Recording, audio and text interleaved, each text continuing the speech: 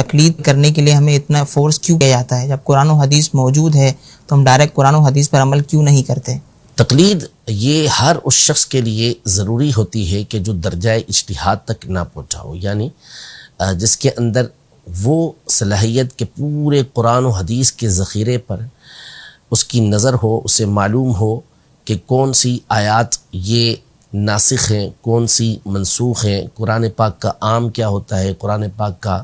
خاص کیا ہوتا ہے، کس کے ذریعے سے کسی چیز کا حکم واجب ثابت ہوتا ہے، کس دلیل کے ذریعے کسی آیت سے حکم جو ثابت ہو رہا ہوتا ہے وہ مستحب ہو رہا ہوتا ہے،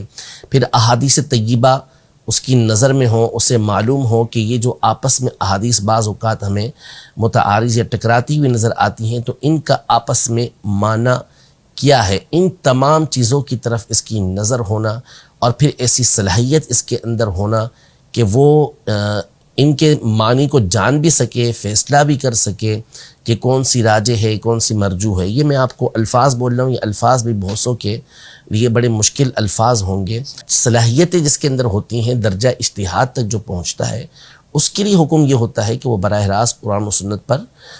و سنت سے احکام کو نکالے گا اور اس پر عمل کرے گا۔ باقی اس کے علاوہ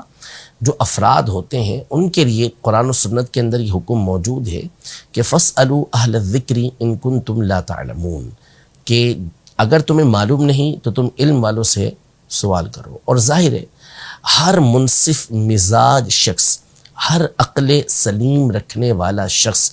اس بات کو بخوبی جانتا ہے۔ عام طور پہ لوگ وہی ہوتے ہیں کہ جن کے اندر یہ صلاحیت موجود نہیں ہوتی۔ ایک بہت بڑی تعداد ہے جو نماز ادا کرتی ہے اور اپنے آپ کو تقلید سے آزاد بھی مانتی ہے، لیکن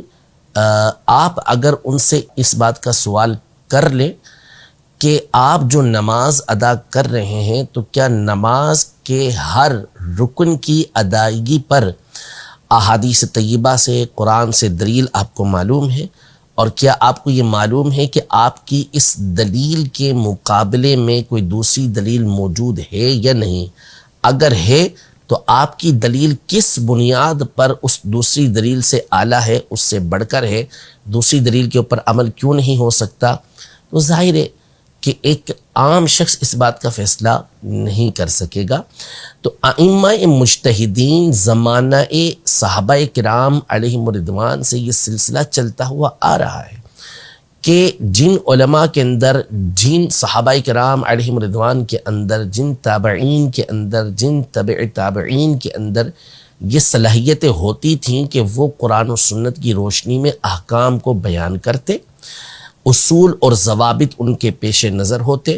ان اصول کی روشنی کے اندر وہ آگے مسائل کو لوگوں کے سامنے نکال کے بیان کرتے، اور پھر وہ لوگ ان کی پیروی کیا کرتے تھے، ان کی تقلید کیا کرتے تھے۔ تو وہ حقیقی طور پر قرآن و سنت ہی پر عمل کرنے والے ہوتے تھے، البتہ ان ائمہ نے ان کے سامنے وہ مسائل کھول کر رکھ دیے، آسان کر کے رکھ دیے، اس لیے ان کی تقلید کی جاتی تھی، ان کی بات کو مانا جاتا تھا۔ لیکن حقیقی اعتبار سے جو بات مانی جا رہی تھی وہ اس لیے نہیں کہ یہ ایک امام ہے اس لیے ان کی بات کو مانا جا رہا ہے، بلکہ اس لیے کہ انہوں نے قرآن و سنت کی روشنی میں جو ہمارے مسائل ہیں ان کا حل ہمارے سامنے رکھا ہے، اس پر ہم عمل کر رہے ہیں۔